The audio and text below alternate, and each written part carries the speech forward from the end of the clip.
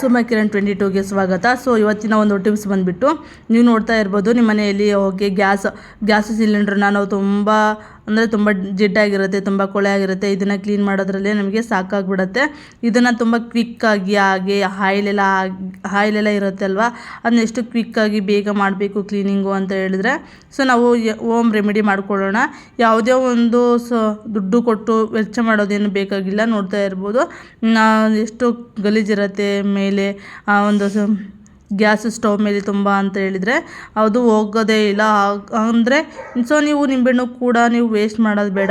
ಈ ನಿಂಬೆಹಣ್ಣಿನ ಒಂದು ಸಿಪ್ಪೆ ಇರುತ್ತೆ ಅಲ್ವಾ, ಯೂಸ್ ಮಾಡಿರೋಂತಹ ಬಿಟ್ಟಿರೋ ಸಿಪ್ಪೆನ ತಗೊಂಡು ಸ್ವಲ್ಪ ಪೇಸ್ಟ್ ಹಾಕ್ಕೊಂಡ್ರೆ ಸಾಕು. ನಾವು ತುಂಬ ಚೆನ್ನಾಗಿ ಮಾಡ್ಬೋದು, ಯಾವುದೇ ಖರ್ಚಿಲ್ದಲೇ ತುಂಬ ಕ್ವಿಕ್ಕಾಗಿ ವಾಶ್ ಮಾಡ್ಕೊಳ್ಬೋದು ನಮ್ಮ ಒಂದು ಗ್ಯಾಸ್ ಸ್ಟವ್ನ ಅಂತ ಹೇಳ್ಬೋದು. ಬರೀ ಗ್ಯಾಸ್ ಸ್ಟವ್ ಅಷ್ಟೇ ಅಲ್ಲ, ನೀವು ಬೇರೆ ಹಾಗೆ ಸ್ವಿಚ್ ಬೋರ್ಡೆಲ್ಲ ಯೂಸ್ ಮಾಡಿಕೊಂಡು ತುಂಬ ಬೇರೆ ಎಲ್ಲ ಯೂಸ್ ಮಾಡ್ತಾ ಹೋಗ್ಬೋದು. ನಾನು ಬಂದುಬಿಟ್ಟು ಇಲ್ಲಿ ಗ್ಯಾಸ್ ಸ್ಟವನ್ನು ನಾನೊಂದು ಪೇಸ್ಟ್ ಹಾಕ್ಕೊಂಡು ಮಾಡ್ತಾಯಿದ್ದೀನಿ ನೋಡಿ. ಅವೆರಡು ತಗೊಂಡ್ಬಿಡ್ತೀನಿ. ತೆಗ್ದಾದ್ಮೇಲೆ ನೀಟಾಗಿ ಎಲ್ಲೆಲ್ಲಿ ಜಿಡ್ಡಿರುತ್ತೆ, ಸೊ ಎಲ್ಲೆಲ್ಲಿ ಬ್ಲ್ಯಾಕ್ ಎಲ್ಲ ಕರಿ ಕೂತಿರುತ್ತೆ ಅಲ್ವಾ, ಸೊ ಅಲ್ಲೆಲ್ಲ ನಾವು ಈ ಥರ ಮಾಡ್ತಾ ಹೋಗಬೇಕು. ನಿಂಬೆಹಣ್ಣು ಮತ್ತು ಪೇಸ್ಟ್ ಹಾಕ್ಕೋಬೇಕು. ಪೇಸ್ಟ್ ಹಾಕ್ಕೊಂಡು ಈ ಥರ ತಿಕ್ತಾ ಹೋದರೆ ಅದ್ರ ಶೈನಿಂಗು ಕೂಡ ತುಂಬ ಚೆನ್ನಾಗಿ ಕಾಣಿಸುತ್ತೆ, ತುಂಬ ಹೈಲೈಟಾಗಿ ಕಾಣಿಸ್ತಾ ಹೋಗುತ್ತೆ. ಬರೀ ನೀವು ನಿಂಬೆಹಣ್ಣನ್ನ ಯೂಸ್ ಮಾಡಬೇಕಾ, ತುಂಬ ವೇಸ್ಟ್ ಮಾಡಬೇಕಾಗತ್ತೆ ಅಂತ ಅನ್ನೋ ಒಂದು ಸೀನೇ ಇಲ್ಲ. ಸೊ ನೀವು ಸಿಪ್ಪೆ ಯೂಸ್ ಮಾಡಿರ್ತೀರಲ್ವ, ನಿಂಬೆಹಣ್ಣಿನ ಒಂದು ಸಿಪ್ಪೆ ತೊಗೊಂಡು ಕೂಡ ನಾವು ಈ ಥರ ಸುತ್ತಲೂ ನಮ್ಮ ಗ್ಯಾಸಿನ ಸುತ್ತಲೂ ಕೂಡ ಈ ಥರ ಎಲ್ಲ ಮಾಡ್ಕೊತಾ ಹೋಗ್ಬೋದು. ಅದು ತುಂಬ ಚೆನ್ನಾಗಿ ಅದು ಕ್ಲೀನ್ ಆಗ್ತಾ ಹೋಗುತ್ತೆ. ನೋಡ್ತಾ ಇರ್ಬೋದು, ನಾನು ಕೂಡ ಅಷ್ಟೇ ಈ ಥರ ಮಾಡಿಕೊಂಡು ಕ್ಲೀನ್ ಮಾಡ್ಕೊಳ್ತಾ ಇರ್ತೀನಿ. ಮತ್ತು ಹಾಗೆ ಕೂಡ ಬ್ಯಾಡ್ ಸ್ಮೆಲ್ ಆಗಿರ್ಬೋದು, ನಮಗೆ ಸ್ಟವ್ ಮೇಲೆ ಬ್ಯಾಡ್ ಸ್ಮೆಲ್ ಏನಾದರೂ ಇದ್ದರೆ, ಸೊ ಅದೆಲ್ಲ ಏನು ಕೂಡ ಇರೋದೇ ಇಲ್ಲ. ಬ್ಯಾಡ್ ಸ್ಮೆಲ್ಲು ಕೂಡ ಅಷ್ಟು ನೀಟಾಗಿ ಪಳ ಹೊಳಿತಾ ಇರುತ್ತೆ. ನೋಡ್ತಾ ಇರ್ಬೋದು ನಾನು ಎಷ್ಟು ಚೆನ್ನಾಗಿ ಈಗ ಮಾಡಿ ಥರ ನಿಂಬೆಹಣ್ಣು ಮತ್ತು ಪೇಸ್ಟ್ ಯೂಸ್ ಮಾಡಿಕೊಂಡು ಅದನ್ನು ನೀಟಾಗಿ ವಾಶ್ ಮಾಡ್ಕೊಂಡಿದ್ದೀನಿ. ಅದನ್ನು ಒಂದು 5 ಮಿನಿಟ್ಸ್ ತುಂಬ ಗಲೀಜಿತ್ತು, ತುಂಬ ಆಯಿಲಿತ್ತು ಅಂತ ಹೇಳಿದರೆ ಗ್ಯಾಸ್ ಸ್ಟವ್ ಮೇಲೆ, ಸೊ ನೀವು ಒಂದು 5 ಮಿನಿಟ್ಸ್ ಬಿಟ್ಟು ಹಾಗೆ ಬಿಟ್ಟು ಒರೆಸ್ಬೋದು. ಆಮೇಲೆ ನೆಕ್ಸ್ಟು ಈ ಥರ ಬರ್ನಲ್ ಇರುತ್ತಲ್ವ, ಅದು ಬರ್ನಲ್ಲೆಲ್ಲ ತೂತೆಲ್ಲ ಬ್ಲಾಕ್ ಆಗಿರುತ್ತೆ. ಅದು ಹೋಲ್ಸ್ ಎಲ್ಲ ಬ್ಲಾಕ್ ಆದರೆ ಸೊ ನಮ್ಗೆ ಯಾವ ಥರ ಅಂದರೆ ಅಲ್ಲಿ ನಮಗೆ ಗ್ಯಾಸು ತುಂಬ ವೇಸ್ಟ್ ಆಗುತ್ತೆ. ಬರ್ನಲ್ಲಿಂದ ಆಚೆ ಉರಿ ಬರೋದಿಲ್ಲ, ಹಂಗಾಗಿ ವೇಸ್ಟ್ ಆಗುತ್ತೆ. ನೀವು ಕೂಡ ಅದೇ ಒಂದು ಬೇರೆ ಬೇಡ, ಸೊ ಅದೇ ಇರುತ್ತೆ ಅಲ್ವ, ನಾವು ಗ್ಯಾಸು ಸ್ಟವ್ನ ಯಾವ ಥರ ಕ್ಲೀನ್ ಮಾಡಿದ್ವಿ ಅದೇ ನಿಂಬೆಹಣ್ಣಿನ ಸಿಪ್ಪೆ ತೊಗೊಂಡು ಅದಕ್ಕೆ ಇನ್ನೊಂದು ಸ್ವಲ್ಪ ಪೇಸ್ಟ್ ಹಾಕ್ಕೊಳ್ತೀನಿ. ಪೇಸ್ಟ್ ಹಾಕ್ಕೊಂಡು ನೀಟಾಗಿ ಉಜ್ಕೊಳ್ತೀನಿ. ನೋಡ್ತಾ ಇರ್ಬೋದು, ಉಲ್ಟಾ ಮಾಡ್ಕೊಳ್ಬೇಕು. ಈಗ ನಿಂಬೆಹಣ್ಣಿನ ಸಿಪ್ಪೆನ ನೀಟಾಗಿ ಉಲ್ಟಾ ಮಾಡಿಕೊಂಡು ಸ್ವಲ್ಪ ಪೇಸ್ಟ್ ಹಾಕ್ಕೊಂಡು ನೀಟಾಗಿ ಉಜ್ಕೊಳ್ತೀನಿ. ಹಾಗೆ ತುಂಬ ಬ್ಲ್ಯಾಕ್ ಆಗಿರುತ್ತೆ, ಬರ್ನಲ್ಲೋಕೆ ಬ್ಲ್ಯಾಕ್ ಆಗಿರುತ್ತೆ, ಅದೆಲ್ಲ ಬ್ಲ್ಯಾಕ್ ಎಲ್ಲ ಹೋಗುತ್ತೆ. ಬರೀ ಇದೇ ಒಂದು ರೆಮಿಡಿ ಅಲ್ಲ, ಇದ್ರ ಜೊತೆಗೆ ಎಲ್ಲೂ ಕೂಡ ಸ್ಕಿಪ್ ಮಾಡ್ತೀರಾ ನೋಡಿ. ಇದ್ರ ಜೊತೆಗೆ ಇನ್ನೊಂದು ರೆಮಿಡಿನೂ ಕೂಡ ತೋರಿಸ್ತೀನಿ. ಸೊ ಯಾರಿಗೆಲ್ಲ ಈ ಟಿಪ್ಸ್ ಇಷ್ಟ ಆಗ್ತಿದೆ ಪ್ಲೀಸ್ ಒಂದು ಲೈಕ್ ಮಾಡಿ, ಹಾಗೆ ನಿಮ್ಮ ಒಂದು ಕಮೆಂಟ್ ಸೆಕ್ಷನಲ್ಲಿ ಕಮೆಂಟ್ ಹಾಕೋದನ್ನು ಮಾತ್ರ ಮರಿಬೇಡಿ. ಓಕೆ, ನೋಡ್ತಾ ಇರ್ಬೋದು ನಾನು 2 ಬರ್ನಲ್ಲೂ ಕೂಡ ಇದೇ ಥರ ತಿಕ್ಬಿಟ್ಟು ಹಾಗೆ ಒಂದು ಪೌಡ್ರನ್ನ ರೆಡಿ ಮಾಡ್ಕೊಳ್ತೀನಿ. ಒಂದು ಲಿಕ್ವಿಡ್ ಹಾಕಿಬಿಟ್ಟು ಯಾವ ಥರ ಅಂತ ನೀವು ನೋಡ್ತಾ ಹೋಗ್ಬೋದು.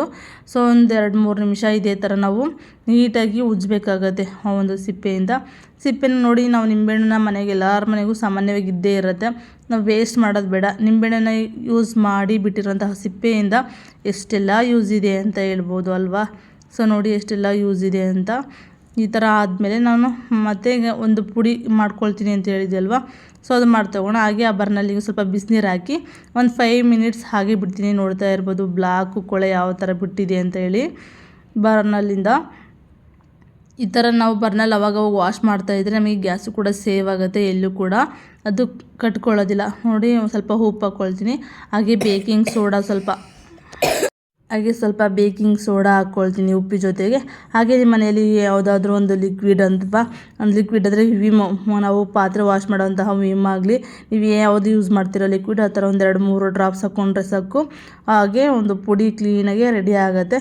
ಸೊ ನೋಡ್ತಾ ಇರ್ಬೋದು, ಅದು ಬರ್ನಲ್ಲಿ ತುಂಬ ಸುಡ್ತಾ ಇತ್ತು, ಬಿಸಿನೀರಲ್ಲಿ ಹಾಕಿದೆ ಅಲ್ವಾ, ಒಂದು ಸ್ಪೂನ್ ಹೆಲ್ಪ್ ಮಾಡಿಕೊಂಡು ಒಂದು ಸ್ಪೂನ್ ಸಹಾಯದಿಂದ ನಾನು 2 ಬರ್ನಲ್ ಎತ್ಕೊಂಡು ನೀಟಾಗಿ ಬರ್ನಲ್ಲಿಗೆ ಆ ಪುಡಿಯಿಂದ ಮತ್ತೆ ಉಜ್ಕೊಳ್ತೀನಿ. ಆ ಥರ ಉಜ್ಕೊಳ್ಳೋದ್ರಿಂದ ತುಂಬ ಚೆನ್ನಾಗಿ ವಾಶ್ ಆಗುತ್ತೆ. ನೋಡ್ತಾ ಇರ್ಬೋದು ಎಷ್ಟು ನೀಟಾಗಿ ವಾಶ್ ಆಗ್ತಾ ಇದೆ ಅಂತ ಹೇಳಿ.